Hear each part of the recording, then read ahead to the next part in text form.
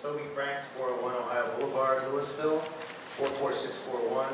I want to just say that just because I live in Louisville, I was a Canton resident for 20 years, and part of that time I lived in Canton, I actually lived in Section 8 housing. So the accusations that, we're all a bunch of outsiders, that's inaccurate. Actually, most of my animal rescue efforts are concentrated in the city of Canton at a great expense to myself. I just want to talk a little bit about what we have planned for the coming weeks with Alley Cat Allies. Just to reiterate the primary objectives. The primary objective of Alley Cat Allies is to help the city of Canton transition from the current lethal, non-effective, and expensive, and very unpopular animal control program by offering a well-managed, non-lethal, community-based, trap-neuter return-based alternative that will prevent cats and kittens, domestic and feral, from being trapped and destroyed. Alley Cat Allies, as you know, is flying into Canton the second week of March. During that week, we've got a pretty full itinerary. We'll be touring a couple of facilities. We're going to be going out into some neighborhoods and talking to people. But the focus of that visit is going to be a town hall meeting on March 14th at the Stark County District Library. You've all been invited to that personally by myself. And to discuss not only our objectives, but your objectives as well. All individuals, groups, residents, city officials are all encouraged to attend this town hall meeting. To hear our suggestions and ideas, but also to offer your own as well. I'm happy to announce that we have on board with us for this program one-of-a-kind pet spay and neuter clinic and also Sanders Wildlife Rehabilitation Center. Both organizations have a great track record, and they've offered to offer their resources to the city of Canton. One-of-a-kind pet will be the spay-neuter hub. It is offering Canton a drastically reduced rate for spays and neuters, far less than what the city is currently paying to destroy cats, and Sanders Center is offering their resources to the city of Canton as well to handle some wildlife issues, or to at least educate the public on that. During that week, we'll also be recruiting volunteers, creating teams, an administration team, resolution team, a neighborhood dispute resolution type team, obviously a trap-neuter return team to trap and transport cats to the clinic. All of this will be to help the city of Canton. Not to take control away from the city of Canton, but just to assist you. Also a financial team that will review and track costs associated with the program, which, by the way, Alley Cat Allies is doing a cost analysis as we speak, and they will be comparing side by side the current Canton Animal Control Program and the proposed program. You have about 10 seconds. Thank you. Our goal is to establish this operation in order to save the lives of cats and kittens, and save taxpayer money, empower residents to solve their own community animal-related issues, and offer non-lethal alternatives and assistance to the city. My name is Jeanette Morris, 7156 Clearhaven Street in East Canton, Arthurburg Township. I'm here with my husband Greg. We've been residents of Stark County for over 50 years, and we operate a small aquaculture farm outside of East Canton in Arthurburg Township. I am a former member of Daisy Dog Rescue, and my husband was also active in helping with our cause. I am also a former vet assistant as well as a vet tech for a period of years, and also learned the grooming trade and groomed at Cromwell Kennels for 3 years. I give you this background because I'm getting to a point here. Daisy Dog Rescue was initiated and managed by Heather Rooney, now a resident of Columbus, Ohio. Daisy Dog Rescue began efforts in early 2004 against many odds to obtain photos and generate adoptions of the dogs at the Stark County Dog Pound. At that time, no one was doing anything to give exposures to the dogs at that facility. We were met with much opposition and negative attitude in our mission, with the warden at that time being Jeff Wright. After many months of viewing the disgusting conditions and poor attitude, and receiving no encouragement from the warden but only disdain, we went to the Canton Repository, who assigned reporter Melissa Griffey to investigate the Stark County Dog Pound. Over the course of the next year, and over 43 editorial responses and follow-up articles combined, we witnessed the retirement of the pound's keeper and the bailing out of the warden. The rest is history that can be found in the archives of the Canton Repository by asking one of us.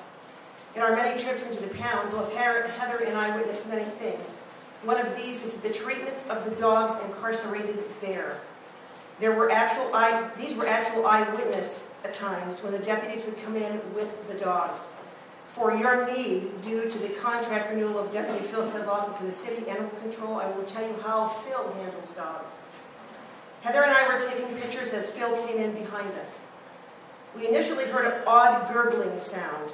We turned around to observe Phil carrying a dog about 6-month-old that clearly should have been taken immediately to a vet. It was emaciated to nothing but skin and bones, literally. Phil was holding the dog in one arm, with the other arm was holding onto the catch pole around the dog's neck. He was squeezing the noose tightly, so the dog was making the gurgling sound. When he laid the dog down, it was obvious to us that this would not have been necessary, as the dog was so near starving to death. It had subnormal temperature, visual dehydration, white gums, and was cold to the temperature.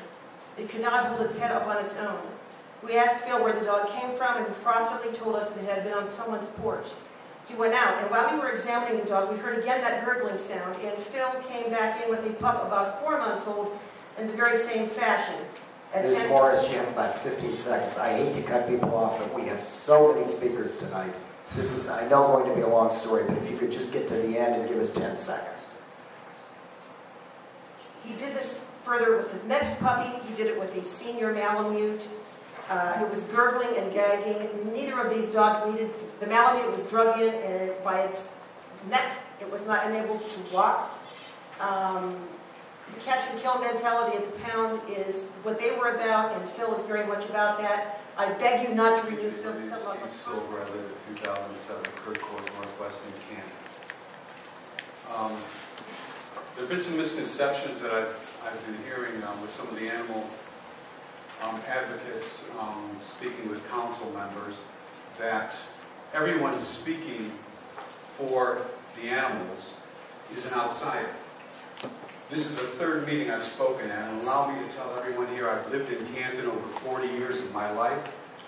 Excuse me, except for 2 years I spent in the United States Army. I live here now. I work here, including in this building. I serve and protect the citizens of this county for 27 years now.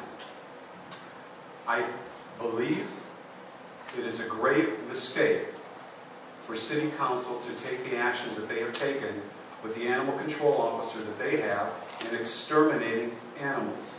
And I don't just mean feral cats, I mean all of the other animals that are killed with whatever Mr. Sadlacker does with them.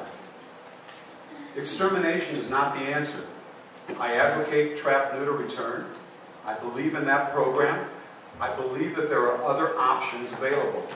Yes, cats, other animals may be a nuisance. They may be digging up your flowers. Excuse me, we're talking about a life compared to some flowers. I see that all the time. All I'm asking council to do is find another option other than extermination of animals. Which brings me to the point of Mr. Sadlacker. I've been quiet about Mr. Sadlacker up to this point. Allow me to speak my piece on Mr. Sadlacker. I do not know the man. However, from my job, I have had the opportunity to observe Mr. Sadlacker in his job with the dog warden's office. Out of my 27 years on the department, and no, I'm not by any means an expert on the dog warden's office, but I have seen them, as well as the Humane Society, when I have had occasion to call them. I will tell you here and now that the only person I have ever made a personal complaint on by writing a letter to the Stark County Commissioners was Mr. Philip Sadlacker for his treatment of the animals at a call that I called him to. I would ask council to rethink Mr. Sadlacker's contract, as well as, again, another policy that does not exterminate animals. And I know what I'm talking about, extermination, all right?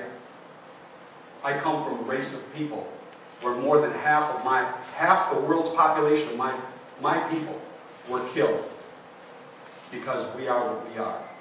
I will never, ever take a stand for extermination. I will take a stand against it.